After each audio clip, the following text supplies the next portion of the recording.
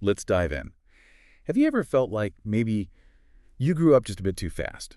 Maybe you were the one calming down the adults or making dinner when you were still pretty young, helping your brothers or sisters, maybe hiding your own tears because, well, you were a kid, but it felt like nobody really treated you that way. If any of that sounds familiar, this deep dive is definitely for you. We really want this space to feel raw and safe and validating. Hopefully we can help explain some of those feelings you've held onto for a long time, feelings you might not have even had a name for. Exactly. And our mission today really is to explore this profound, often kind of invisible childhood burden. It's something that shapes so many lives without people even realizing it. We're going to define what it is, unpack the different ways it shows up, and importantly, shed some light on its deep effects emotionally, psychologically, even physically, and how it impacts your social life. And then crucially, we'll talk about pathways towards healing. Because just understanding this, naming it, that's such a massive first step to reclaiming yourself. Right. You might have gone through your whole life not knowing there was actually a word for what you experienced. But this is where it gets really interesting, I think. We're talking about this idea called parentification. Could you break that down? What does that actually mean? Yeah, absolutely. So parentification, at its core, is an emotional and/or instrumental role reversal. Basically, the child takes on responsibilities and roles that really belong to a parent or caregiver. It is, as you said, a heavy concept. It's tough. And it's really vital to make a distinction here. We're not talking about kids having age-appropriate chores, helping out around the house, maybe looking after a sibling for a bit while a parent is busy. That can be healthy. This is different. This is a profound burden of role reversal. It happens when a child consistently has to step into an adult role because the parent, for whatever reason, isn't fulfilling their own responsibilities. Okay, so less about chores, more about fundamental roles being switched. Exactly. Think about a child mediating fights between their parents or consistently being the primary caregiver for younger siblings, like day in, day out, or maybe even handling the family finances, paying bills, sometimes interpreting for immigrant parents in really complex adult situations like doctor's appointments or legal stuff, or, and this one is huge, providing intense emotional support to a parent who's struggling with depression or anxiety or addiction. Wow. Yeah. It's one of the most unspoken forms of emotional labor kids can carry, and it's so much heavier than people realize because it fundamentally changes their development. That list, yeah, it really paints a picture. It's not just tasks, it's like the whole family structure shifts onto the child's shoulders. And you mentioned there are different ways this shows up, instrumental and emotional. That's right. It often helps to look at the two main types, though they often overlap. First, there's instrumental parentification. This is where the child takes on those practical, tangible adult tasks. Things like cooking meals for the family regularly, doing the bulk of the cleaning, maybe even having to work to bring in money, or managing complex logistics, paying bills, making appointments, dealing with landlords or schools, stuff adults usually handle. It's the hands-on, visible labor. Got it. The practical stuff. And the other type, emotional parentification. Yes, and this one, well, you could argue it's often more insidious because it's less visible, but the internal impact is just profound. This is where the child becomes the family's therapist, essentially, their emotional regulator, maybe even their protector. So like they're managing the adult's feelings. Precisely. They're the ones listening to adult problems, trying to make a parent feel better, maybe mediating conflicts, or just constantly walking on eggshells to keep the peace. Their emotional energy is just pouring outwards, trying to stabilize the adults. That sounds exhausting. Yeah. How would you describe the core difference, the weight of that emotional part? I think the key difference is this. You weren't just helping out, you were surviving. With emotional parentification, the child's focus is constantly on managing the emotional temperature of the household, tending to adult needs. Instead of focusing inward on their own emotional development, learning to understand and manage their own feelings, it's an immense burden. Can you give an example of how these might show up together? Sure. Imagine a child, maybe quite young, who has to cook dinner every night because their parent has a chronic illness. That's the instrumental piece, right? But also, that same child becomes the parent's main confidant. They listen to all the parents' fears about their health, their money worries, maybe relationship problems. So they're handling both the practical tasks and the heavy emotional load. They feel responsible for the whole family's well-being, physically and emotionally. Wow. Yeah.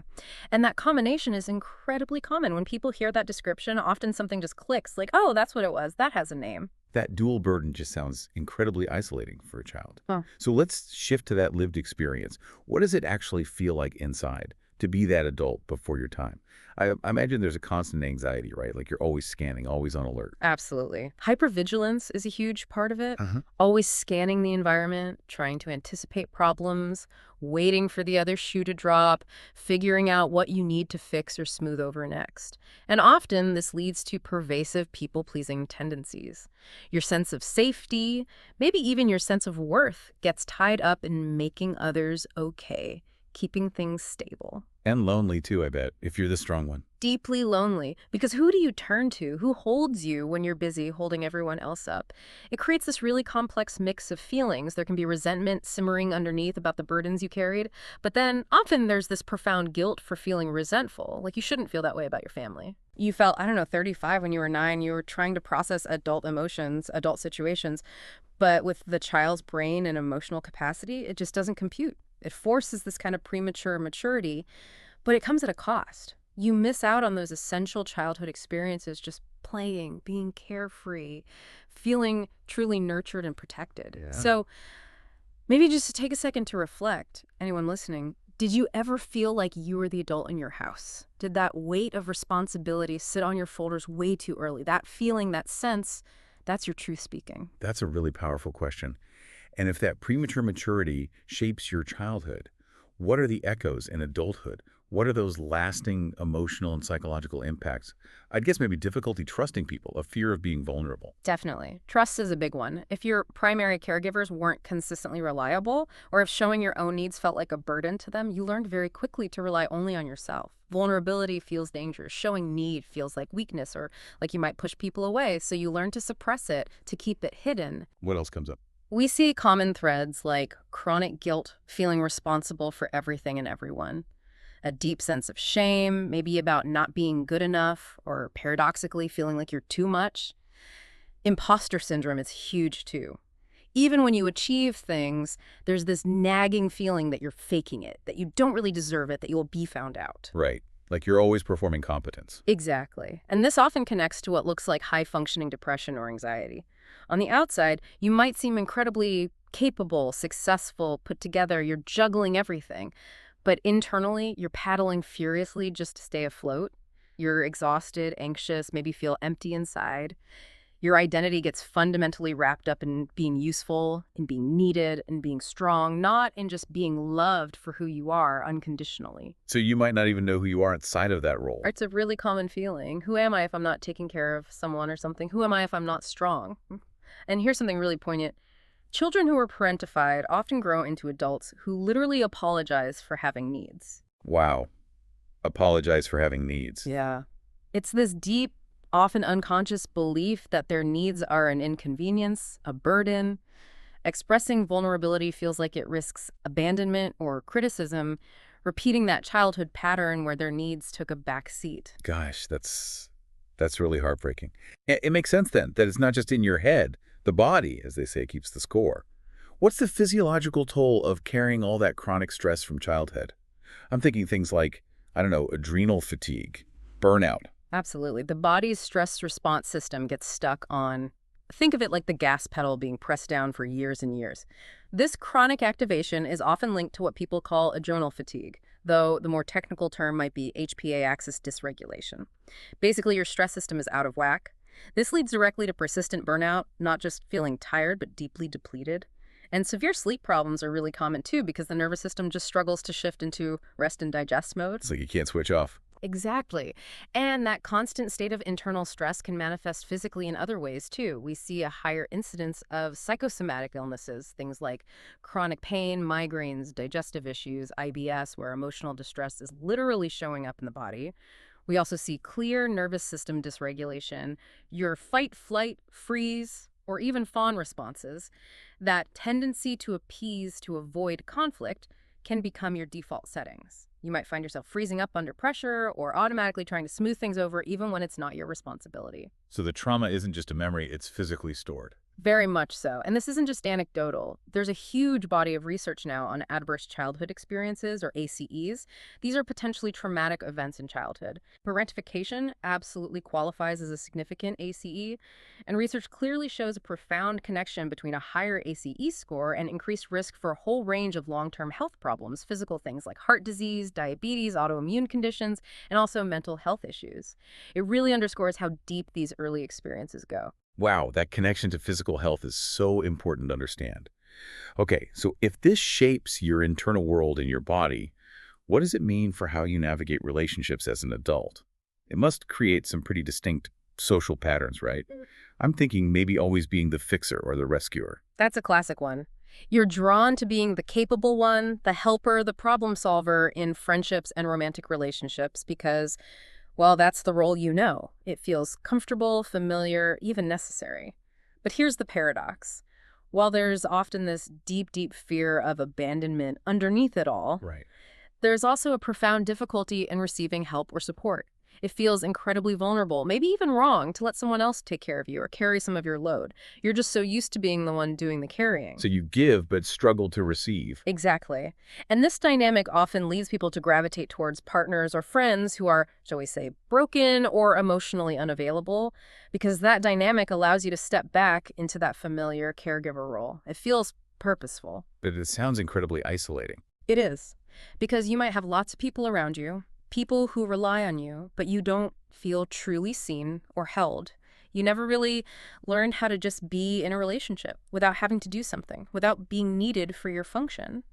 If you've ever had that feeling like everyone leans on me, but there's no one really holding me up, this is often where that comes from. Your way of connecting is tied to being needed. That phrase is so powerful. Everyone leans on you, but no one holds you. Let's explore that a bit more in terms of adult life patterns, maybe behaviors. Yeah. You sometimes see this split, right? Either becoming this super high achiever driven and perfectionistic, or maybe the opposite, someone who struggles with underachievement, maybe feels kind of stuck or paralyzed. Precisely. That dichotomy is really common. The overachiever is often driven by that need to prove their worth, to maintain control, because control felt like safety in childhood chaos. They might be workaholics, perfectionists. The underachiever, on the other hand, might be weighed down by the sheer exhaustion of having always been on, or paralyzed by a deep fear of failure, or even subconsciously resisting the pressure to always be responsible. And what about things like control, boundaries? Oh, definitely. Significant control issues often manifest needing things to be a certain way. Rigidity, struggling with spontaneity. Again, it links back to seeking safety and predictability. Right. And boundaries. Well, setting them is incredibly difficult. Saying no can feel fundamentally threatening because your identity was built on saying yes, on meeting others' needs. No can feel like you're risking rejection or abandoning your core role. So you end up taking on too much. Constantly. This leads to what we call hyper-responsibility, this feeling that you can't relax unless everyone else is okay. Unless everything is managed and under control, you feel responsible for others' feelings, their problems, their well-being. And self-sacrifice becomes almost second nature. It gets woven into your identity. There's this painful, often unconscious belief. If I'm not helping, if I'm not needed, I don't really exist. I don't have value. Gosh, when you lay it all out like that, Mm-hmm. it just makes you think about the actual childhood itself, what was lost. We have to talk about the grief, don't we? The grief of mourning a childhood that maybe never really got to happen. The lack of play, of feeling carefree, of just being protected. Yes, absolutely. And it's a really complex kind of grief. It's not like mourning a person who died. It's mourning an experience that should have been there but wasn't. The absence itself is the loss. It often gets tangled up with other difficult emotions too. There can be resentment, maybe towards parents or even towards siblings who seem to have it easier, but then that resentment triggers guilt. How can I feel angry at my parent who is struggling? Or I shouldn't resent my sibling. It creates this internal conflict, this cycle of difficult feelings. That sounds like such a heady emotional tangle. It really is. And I think one of the most honest, perhaps difficult messages here is acknowledging that in many cases, you were loyal to your parent or to the family system at the cost of your own innocence. You sacrificed your own developmental needs, your emotional safety, your childhood, essentially, to keep things afloat. Recognizing that sacrifice, validating that loss, acknowledging you were robbed of the right to just be a child, that's a really vital part of healing. You can't heal what you don't acknowledge. Loyal at the cost of your own innocence. That really hits home. Okay, so on that note, let's talk about healing, about reclaiming what was lost. We hear this term a lot, the inner child. What exactly is that? And why is connecting with it so important here? Yeah, it's a popular term and sometimes misunderstood. The inner child isn't, a literal little kid living inside you. It's more like a metaphor for that part of your psyche that holds the experiences, the emotions, the unmet needs, and the perspectives from your childhood. It's the part of you that felt the burden, the fear, the loneliness. It's the part that never really got to be free, to play without worry, to feel safe and nurtured consistently. Okay, so it's about tending to those past experiences. Exactly. And healing here isn't about blaming. I mean, understanding the context is important, but the focus isn't assigning blame. It's about witnessing. Witnessing what that younger version of you went through, acknowledging the unmet needs, validating the feelings that maybe you weren't allowed to express back then. And this leads us to the concept of reparenting yourself. Reparenting, what does that involve? It means consciously choosing to give yourself now what you needed back then but didn't receive consistently. It's about becoming the compassionate, validating, and appropriately protective parent to yourself that you needed, offering yourself understanding, setting firm but loving boundaries, allowing yourself to feel, giving yourself permission to rest and play. And the crucial thing is, you don't need anyone else's permission to start doing this. This is your journey. It's your right to heal and reclaim your inner peace. You don't need permission to start. I love that. It feels really empowering, especially for someone used to waiting for others' approval. Okay, so let's get practical. If someone listening recognizes themselves in this, what are some concrete steps they can take to start this reparenting, this reclaiming process?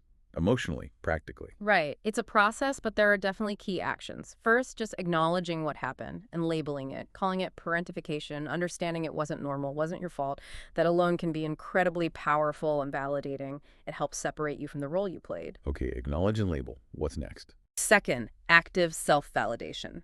You need to consciously remind yourself over and over, especially when those old feelings of guilt or hyper-responsibility creep in. It wasn't my job, I was a child. Those burdens weren't mine to carry. You have to counter that old programming. Makes sense. Constant reinforcement. Third, allow yourself to feel all of it. The grief, the anger, the sadness, the resentment. Create space for those emotions, maybe through journaling, therapy, art, movement. You might need to cry, to rage, to grieve for that lost childhood. And importantly, allow the feelings without judgment and without necessarily needing to fix them immediately. Just let them be felt. So feeling the feelings is key. What about bringing in new experiences? Yes, that's number 4. Actively bring back joy, silliness, and rest through play.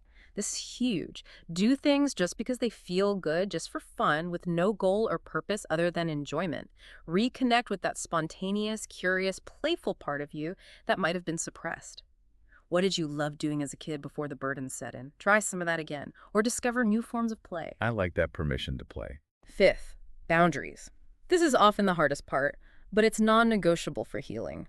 Learning to say no, kindly but firmly, protecting your time, your energy, your emotional resources. It's not selfish. It's essential self-preservation. It's you defining where you end and others begin. Okay, boundaries. And lastly, Finally, number 6, seek support. You absolutely do not have to do this alone. And frankly, you probably can't fully heal in isolation.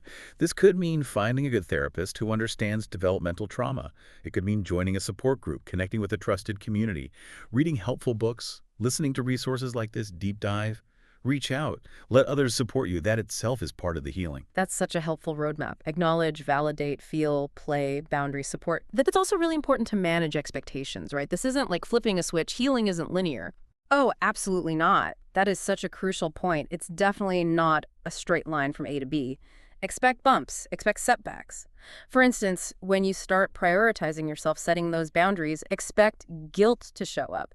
It will likely feel very uncomfortable, maybe even wrong at first, because it goes against such deep conditioning. And maybe pushback from others. Very likely. People in your life who benefited from your old patterns, your hyper-responsibility, your lack of boundaries, might resist your changes. They might not understand why you're acting different, why you're not available in the same way. That can be really hard to navigate. And also, know that regression is totally normal.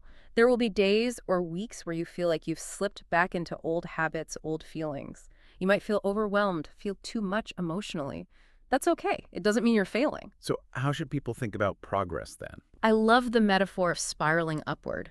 You don't just move forward in a straight line. You often revisit the same themes, the same challenges like boundaries or guilt or self-care. But each time you circle back around, you're doing it from a slightly higher vantage point with more awareness, more tools, more resilience. You're spiraling up even when it feels like you're going in circles sometimes. Progress isn't always linear. Spiraling upward. I really like that visual. It allows for the complexities. So thinking about that upward spiral, looking towards the future, what kind of life is actually possible beyond these patterns of parentification? What does that freedom really look like, feel like? It looks like. Well, it looks like genuine freedom, the freedom to rest without feeling guilty, the freedom to pursue your own passions without feeling obligated to take care of everyone else first. It's the freedom to love and connect with people authentically based on mutual respect and care, not based on fulfilling a role or being needed. And critically, it's the freedom to receive help, support, love, affection, care, and to actually let it in, to feel worthy of it without feeling indebted or uncomfortable or waiting for the catch. Learning to receive, that sounds like a huge shift. It is. It's about learning what it truly feels like to be nurtured, maybe for the first time, to be cared for simply because you exist, because you are inherently valuable, not because of what you do for others. You get to redefine your relationships entirely, moving them away from being survival mechanisms where you give to feel safe or worthy towards being genuine connections. Connections built on healthy interdependence, where you can both give and receive, where you can be vulnerable and strong. And maybe the most profound part is realizing this truth deep in your bones. You are allowed to have a life that isn't built solely on carrying others. You are allowed to have your own life, your own joy, your own peace. You're allowed to just be. Wow. That's a really hopeful picture of what's possible. It absolutely is possible. It takes work, it takes courage, it takes time, but it's possible. And just remember, anyone listening who resonates with this, you were never supposed to be the adult in the room. You were a child doing something incredibly difficult, something impossible, really. So as you sit with everything we've talked about, just be gentle with yourself. Hold some space for whatever feelings are coming up. And know this, you are healing now. Just by listening, by learning, by acknowledging your experience, you are already on the path. And that matters. It truly, truly matters. That's such an important final thought. Thank you. And for everyone listening, as you reflect on this deep dive today, maybe ask yourself, what is one small, gentle thing your inner child needs to hear or maybe experience today? It could be tiny, something that validates their past reality or offers just a little bit of the care or playfulness they missed out on. Think about how even that one small step, that quiet act of kindness to your past self, can start to gently redefine the narrative of your life, moving bit by bit from just surviving towards genuinely thriving.